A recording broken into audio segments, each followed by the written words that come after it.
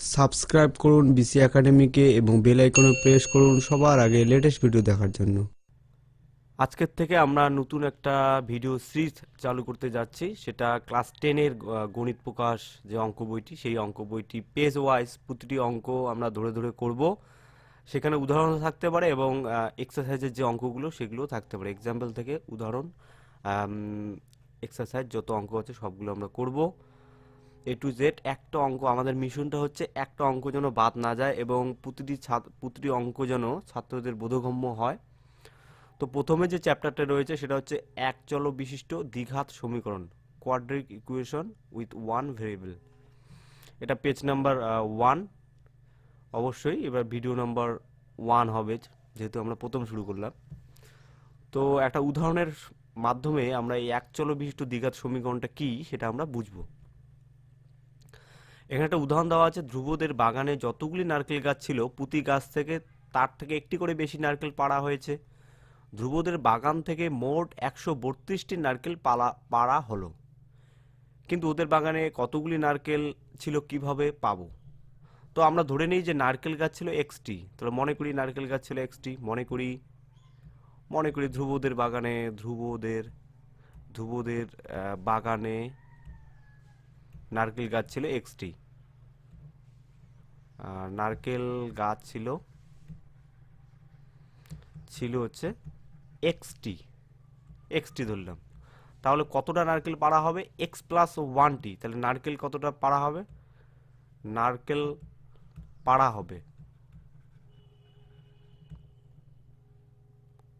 হবে না, এটা হয়েছে আর কি, পাড়া হয়েছে।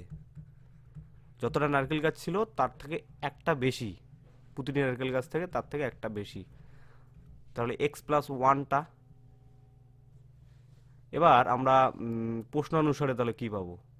এখানে বলছে যে মোট নারকেল পাড়া হয়েছিল 132টি। তাহলে অতএব মোট নারকেলের সংখ্যা আমরা এখান থেকে কীভাবে পাবো? যে প্রতিটি গাছের সঙ্গে এক্সটি এবং প্রতিটি গাছ থেকে পাড়া হয়েছিল এক্স প্লাস 1টি। তাহলে এদের গুণ করে আমরা পাবো এক্স প্লাস 1, এতটা নারকেল ছিল। আর ওদের ওখানে বলা আছে যে 132টি টোটাল নারকেল ছিল। তাহলে আমরা এটাকে যদি গুণ করে দিই, তাহলে x square plus x equal to 132। তাহলে নেক্সটে কি হবে? Or x square plus x minus 132 equal to 0। তাহলে এই একটা সমীকরণ আমরা পেলাম। তাহলে এই সমীকরণটাকে আমরা কি করব? এখানে যে নারকেল গাছ ধরেছি আমরা, এক্সট্রা নারকেল গাছ, সেই নারকেল গাছ কিন্তু এই সমীকরণটাকে সিদ্ধ করবে। সিদ্ধ কিভাবে করে সেটা অবশ্যই বোঝো। তো এই যে সমীকরণ, সেই সমীকরণটাকে আমরা কি বলবো? এই সমীকরণটাকে বলা হবে বাস্তব সহগযুক্ত এক চলবিশিষ্ট দ্বিঘাত সমীকরণ। এখানে চলরাশি কয়টা? একটা। বাস্তব সহগযুক্ত, এখানে যে চলরাশির সঙ্গে যে সহগটা যুক্ত আছে সেটা কিন্তু বাস্তব, এটা অবাস্তব না। ওই জন্য বলছে বাস্তব সহগযুক্ত এক চলবিশিষ্ট, যেহেতু একটা চলরাশি, এক চলবিশিষ্ট দ্বিঘাত সমীকরণ। এখানে যে সমীকরণটা দেওয়া আছে, এখানে চলরাশি সর্বোচ্চ পাওয়ার হচ্ছে 2, তাই এটা হচ্ছে দ্বিঘাত সমীকরণ। তাহলে দ্বিঘাত সমীকরণ কাকে বলবো? তাহলে মানে দ্বিঘাত সমীকরণের যে সাধারণ আকার সেটা কিভাবে দেব? A x square plus b x plus c equal to 0, যেখানে এই যে এ বি এবং সি বাস্তব সংখ্যা, যেহেতু বাস্তব A B C equal to হচ্ছে বাস্তব সংখ্যা, যেহেতু বলছে যে বাস্তব সহগযুক্ত, ওই জন্য এগুলো বাস্তব সংখ্যা। এবার এখানে একটা জিনিস, যদি সি এ ইকুয়াল টু 0 হয়, তাহলে এই পোর্শনটা 0 হবে। তখন কি আসবে? তখন b x plus c equal to 0 আসবে। তাহলে এখানে কিন্তু চলরাশির সর্বোচ্চ পাওয়ার কিন্তু কত হলো থাকবে? তখন 1, কিন্তু এটা তখন দ্বিঘাত সমীকরণ হবে না, এটা একঘাত সমীকরণ হবে। তাই এ নট ইকুয়াল টু 0 হতে হবে। সরি। তো এটাকে বলা হবে দ্বিঘাত সমীকরণ। তাহলে দ্বিঘাত সমীকরণের সাধারণ আকার এটা, আমরা এটা মনে রাখার চেষ্টা করব। X square plus b x plus c, যেখানে এ বি সি বাস্তব সংখ্যা এবং এ নট ইকুয়াল 0, এই দুটো কন্ডিশনও আমাদের লাগবে, কিন্তু এই দুটো কন্ডিশনও আমাদের মুখস্থ করতে হবে। এবার আর একটা এক্সাম্পল করব। এবার বলছে ধ্রুবদের আয়তাকার বাগানের দৈর্ঘ্য প্রস্থের চেয়ে 5 মিটার বেশি এবং বাগানের ক্ষেত্রফল 204 বর্গ মিটার। তাহলে বাগানের প্রস্থ কিভাবে পাবো? তাহলে আমাদের ধরে নেই যে প্রস্থ হচ্ছে এক্স, প্রস্থ এক্স মিটার আমরা ধরে নিই।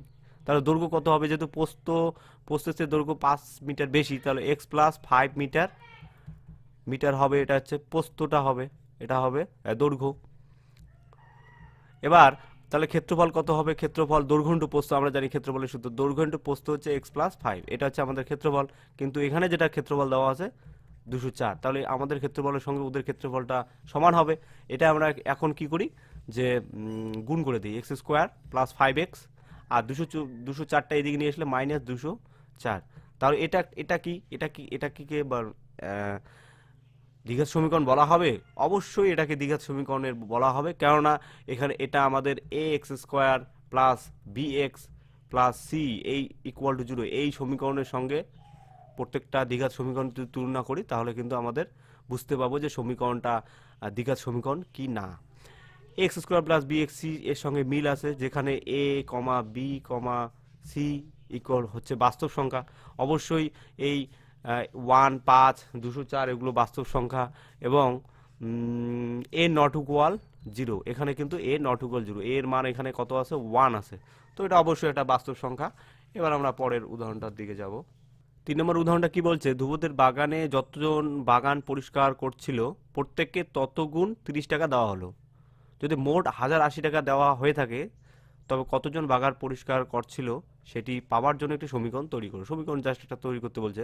তো আমরা ধরে নেই যে ধ্রুবদের বাগানে একজন বাগান পরিষ্কার করছিল। তাহলে বলছে প্রত্যেককে তত গুণ আবার 30 টাকা দেওয়া হয়। তাহলে প্রত্যেককে কত দেওয়া হয়? প্রত্যেককে কত দেওয়া হয়? তত গুণ 30 টাকা। তাহলে এই এত টাকা দেওয়া হয়, 30x টাকা দেওয়া হয় প্রত্যেককে। তা টোটাল কত টাকা দেওয়া হয়? মোট কত টাকা দেওয়া হয়? মোট টোটাল কতজন একজন তার প্রত্যেকে দেওয়া হয় 30x করে, 30x করে, তাহলে কত হয়? 30x স্কোয়ার, এত টাকা দেওয়া হয়। এবার আমাদের এখানে বলছে যে মোট আবার 1080 টাকা ওদের দিতে হয়েছে ধ্রুবদের। তাহলে অতএব প্রশ্ন অনুসারে তাহলে 30x স্কোয়ার ইকুয়াল টু 1080 और 30x square minus 1080 minus 1080 plus 1080টাই দিয়ে গেলে মাইনাস 1080 ইকুয়াল টু 0 হয়। তাহলে এই যে সমীকরণটা, এটা কি আমরা দ্বিঘাত সমীকরণ হবে?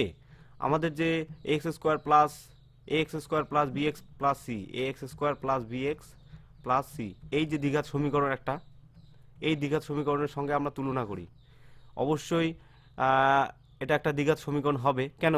কেননা এখানে এ নট ইকুয়াল টু 0, এখানে এ হচ্ছে 30, এ নট ইকুয়াল টু, আমাদের কন্ডিশন ছিল এ বি সি হচ্ছে বাস্তব সংখ্যা। তো অবশ্যই এখানে যেটা এ বি সি পাবো সেটা বাস্তব সংখ্যা হবে, 1 নম্বর কন্ডিশন মিলল। এবার আর একটা হচ্ছে এ নট ইকুয়াল টু 0, এটাও কিন্তু মিলে যায়, তাহলে অবশ্যই এটা একটা বাস্তব সংখ্যা হবে, কি বলে দ্বিঘাত সমীকরণ হবে। আচ্ছা, এখানে একটা জিনিস যে A B C equal two বাস্তব সংখ্যা, এখান থেকে আমি কিভাবে এ বি সি বাস্তব সংখ্যা পেলাম? দেখো এই অঙ্কটা একটু ভালো করে করি। 30x স্কোয়ার প্লাস এখানে এক্স এর পার্টটা কিছু নেই, তাহলে 0 ইন্টু এক্স লেখা যায় মাইনাস 180 ইকুয়াল টু 0। তাহলে এই সমীকরণের সঙ্গে যদি আমরা তুলনা করি, এখান থেকে আমরা এ কত পাই? এ ইকুয়াল টু 30 পাই, বি ইকুয়াল টু পাই 0 আর সি ইকুয়াল টু হচ্ছে মাইনাস 80। তাহলে এ বি সি তিনটাই হচ্ছে বাস্তব সংখ্যা, একটা কন্ডিশন মিলল। আর এ নট ইকুয়াল টু 0, এ কিন্তু এখানে 30, তাহলে এ নট ইকুয়াল টু 0, তাহলে এটা অবশ্যই একটা দ্বিঘাত সমীকরণ হবে।